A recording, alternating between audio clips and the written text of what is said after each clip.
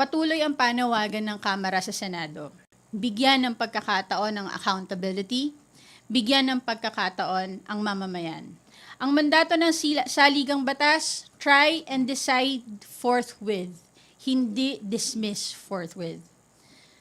Sa pagbabalik ng Quadcom, sa pagbubukas ng budget process at sa paninindigang ipaglaban ang constitutional mandate ng Kamara, isang malinaw na mensahe ang ipinapadala ng House of Representatives. Hindi kami mananahimik, hindi kami tatalikod, at hindi kami matitinag. Nananatili kaming tapat sa mandato ng saligang batas, sa interes ng taong bayan, at sa panawagang itaguyod ang katotohanan sa bawat antas ng pamahalaan. Maraming salamat po at ready na po ako tumanggap ng inyong mga katanungan. Thank you, Attorney Princess. To start off, may we call on Bibian Gulia from ABS-CBN for her questions. Good morning. Inaasahan po na tatalakayin ng Senado mamaya ang desisyon ng Korte Suprema na nagbabasura dito sa articles of impeachment laban kay Vice President Sara Duterte.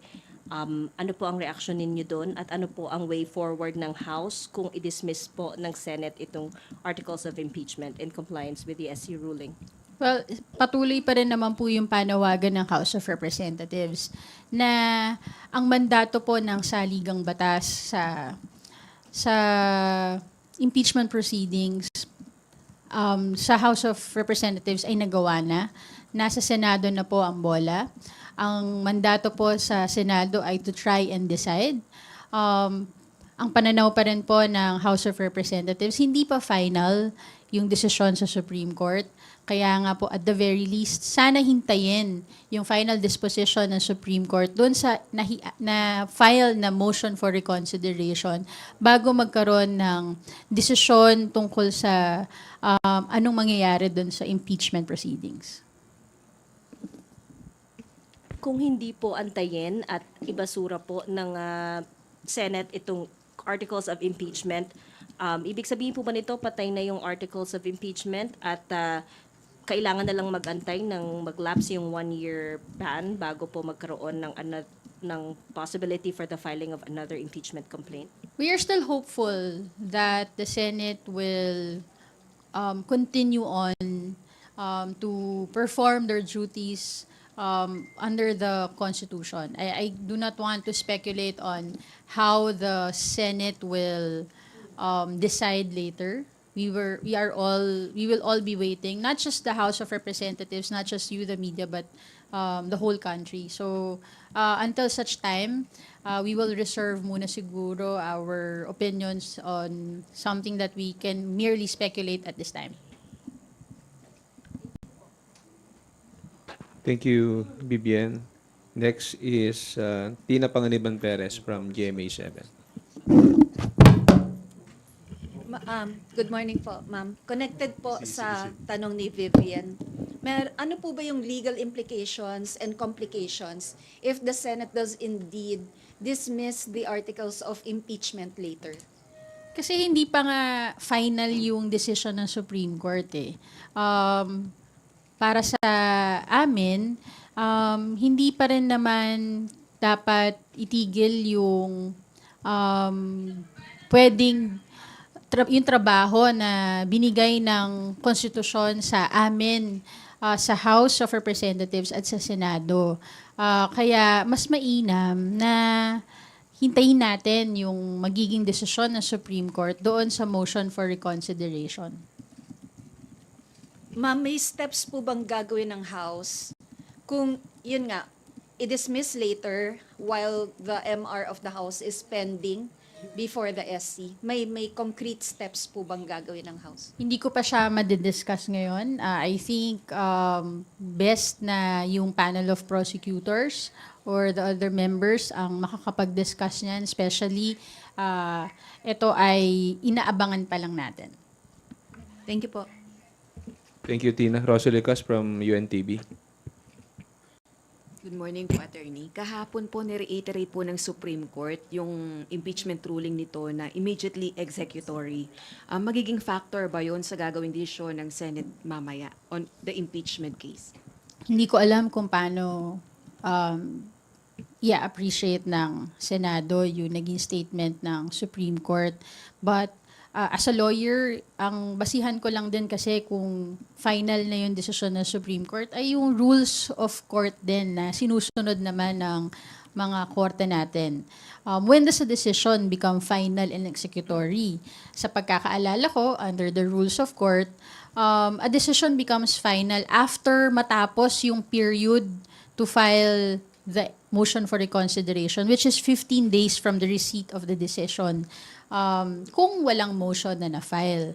Pag may motion na na-file, it is magiging final siya pag yung final disposition ng court dun sa motion for reconsideration.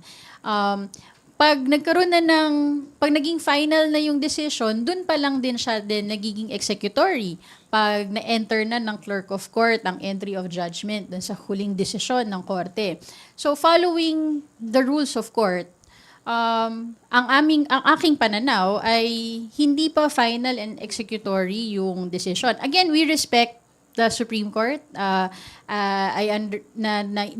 Narinig ko at nabasa ko din yung statement. Pero kung pagbabasihan ko yung rules of court natin, alam ko matagal na akong hindi practice as a litigation lawyer, pero yun yung pagkakaalala ko dun sa rules. Balik lang po ako dun sa if ever nga po na i-dismiss na mamaya ng Senate yun pong impeachment case through voting at kung maglalabas na rin po ng final decision ng SC declaring the impeachment, the articles of impeachment unconstitutional, ano pong implication nun dun sa ipinaglaban ng House na pagkamit ng accountability from the Vice President amidst the allegations against her?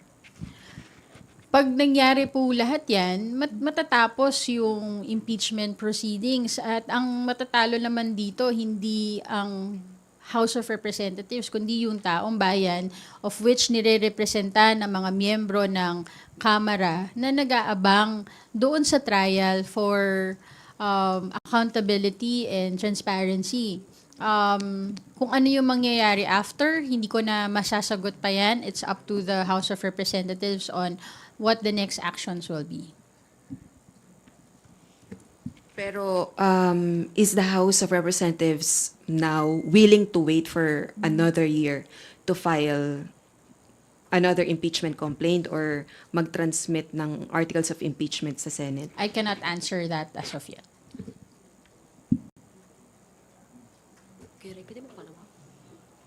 Ma'am, Marian from TV5.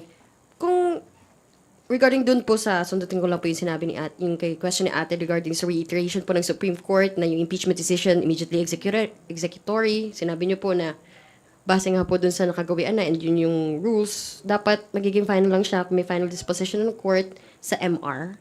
Pag naging final yung decision, dun pa lang magiging executory. So, bakit po kaya nag-issue ng ganito yung Supreme Hindi Court? ko po masasagutin sa kanila po nang galing. And in fact, napakarami na rin na may mga ibang instances din naman ang Supreme Court where nakailang motion for reconsiderations doon sa kanilang mga naging decisions before, no. Hindi ko masasagot kung bakit yun na naging declarations nila. Ang kaya ko lang masagot yung ayon doon sa prevailing rules na naaalala ko. What's your comment po? Meron din na po Senator nagsabi na almost 20 na yung papaboran daw po na mag-side na nga dito sa initial decision po na SC. Ang impeachment proceedings, ang pagdidesisyon dito ay hindi lang ayon sa politika o personalidad. Ito ay tungkol sa accountability at sa taong bayan. So, we respect the individual positions of the members of the Senate, but the House would maintain its position na dapat matuloy ang impeachment trial.